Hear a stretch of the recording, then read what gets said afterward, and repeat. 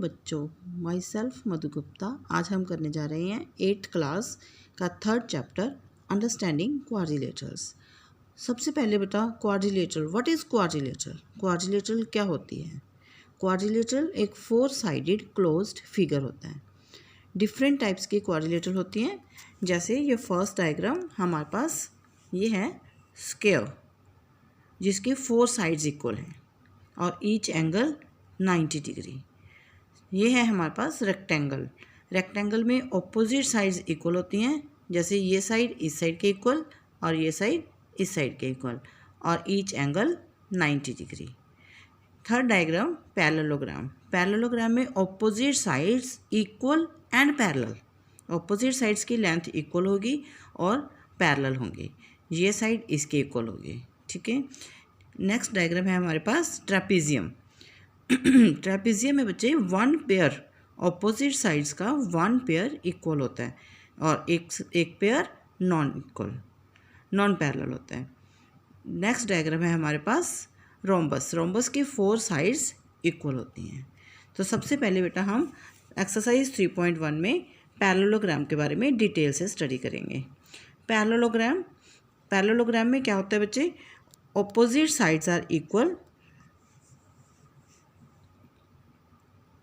ये साइड इस साइड के इक्वल है और ये साइड इस साइड के इक्वल है। Opposite sides are equal. Diagonals bisect each other. Bisect means equal parts में। ये डायगोनल्स होते हैं जो ऑपोजिट वर्टेक्स को मिलाने पर लाइन बनती है, उस लाइन को क्या बोलते हैं? डायगोनल। तो डायगोनल्स बाइसेक्ट। इंटरसेक्ट और बाइसेक्ट में क्या डिफरेंस होता है बच्चे? इंटरसेक्ट ओनली काटते हैं, बाइसेक्ट्स इक्वल पार्ट्स में।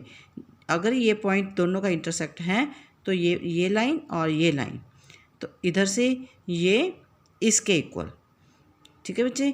डायगोनल्स बाइसेक्ट करते हैं, ये दोनों पार्ट इक्वल हो गए, इधर से ये दोनों पार्ट आपस में इक्वल हो गए। नेक्स्ट है बच्चे opposite angles are equal.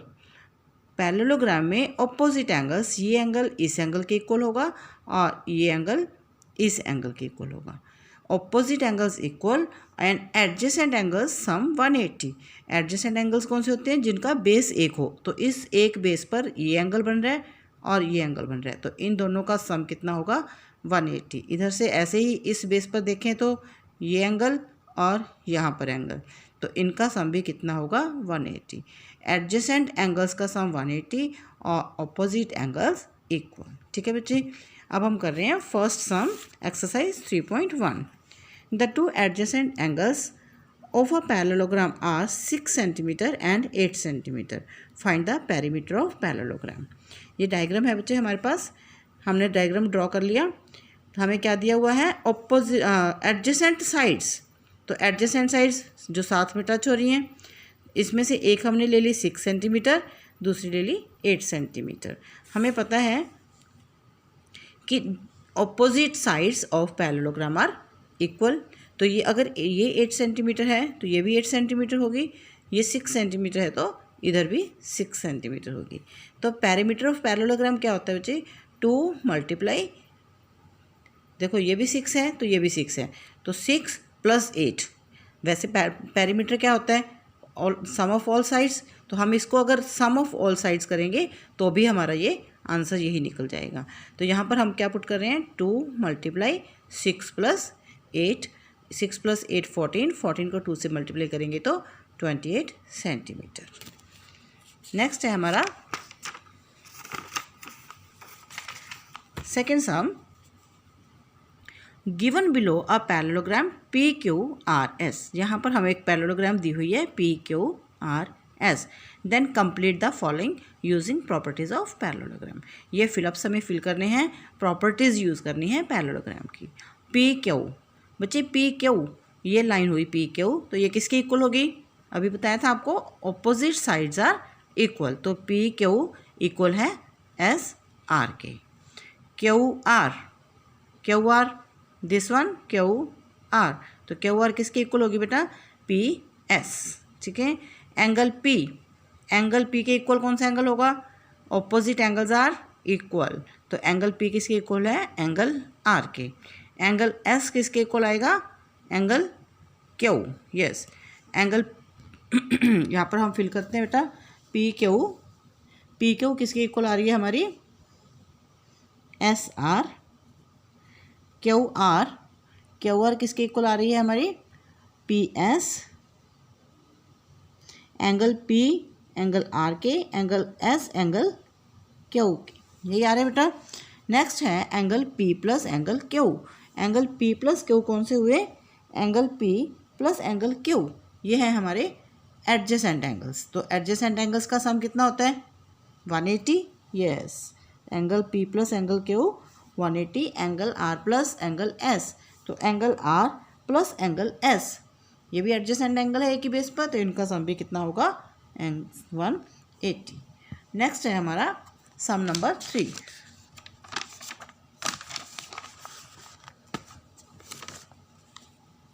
Third sum है बेटा, find x and y in the following parallelogram. ये पैरेललोग्राम हमें दी हुई है 5x, 4x, 15 एंड 16। तो सबसे पहले हमें पता है we know opposite sides of parallelogram are equal. तो opposite sides 5x equal to 15, यहाँ से हमारे पास क्या आ जाता है, 5x किसके इक्वल होना चाहिए, 15, 5x equal to 15, x equal to 15/5 3। तो सेम इसी तरह से ये opposite sides 4y equal to 16, तो क्या आएगा, 4y equal to 16, y equal to 16/4, तो y की वैल्यू क्या आ जाती है हमारे पास, 4। ठीक है बेटा। नेक्स्ट सम है इसी का सेकंड पार्ट। ये डायग्राम हमें दिया हुआ है 3x + 5 इक्वल टू 14 एंड इधर से 2y - 3 इक्वल टू 7। ठीक है, यहाँ पर पहले हम सबसे पहले क्या लिखेंगे, we know opposite sides of parallelogram are equal. तो यहाँ से ये फिल करेंगे 3x + 5 इक्वल टू 14। यहाँ से हम इसको सॉल्व करेंगे, 3x इक्वल टू 14 - 5, x की वैल्यू हमारे पास क्या आएगी, 9/3 3। ठीक है, इसी तरह से बच्चे ये ऑपोजिट साइड्स हैं, तो यहाँ से हमारे पास 2y - 3 इक्वल टू 7 ये चीज़ बनती है। तो 2y equal to 7 + 3, y equal to 10/2 5, x की वैल्यू 3 आ जाती है हमारे पास, y की वैल्यू 5। ये हमारा सम थर्ड कंप्लीट होता है। नेक्स्ट है बच्चे हमारे पास fourth sum. Two adjacent angles of a parallelogram are in the ratio 4:5. Find measure of all angles. Two adjacent angles दिए हुए हैं, मतलब एक ही बेस पर। ठीक है बच्चे, इसका डायग्राम ड्रॉ करेंगे पहले हमने ये डायग्राम ड्रॉ किया, angle A B C D. तो एंगल ए को हमने 4x ले लिया, एंगल बी को 5x। ठीक है, इसको लिखेंगे कैसे बच्चे, रेशो ऑफ एंगल्स क्या दी हुई है, 4:5। Let the angles B 4x and 5x। ठीक है, let angle A 4x and angle B 5x, ऐसे भी लिख सकते हैं।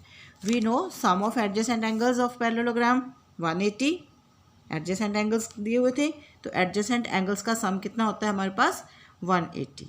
तो 4x + 5x equal to 180, 4x और 5x कितना हुआ, 9x, 9x equal 180, x equal to 180/9 20 degree. ठीक है बेटा, तो एंगल ए क्या था हमारे पास, 4x, एंगल क्या आएगा, 4x equal to 4 × 20 80 degree. Angle B equal to 5x, 5 × 20 equal to 100। We know opposite angles of parallelogram are equal. Opposite angles of parallelogram equal होते हैं, तो angle C equal to angle A equal to 80 degree, angle D equal to angle B equal 100। ठीक है बच्चे, fourth सम हमारा complete.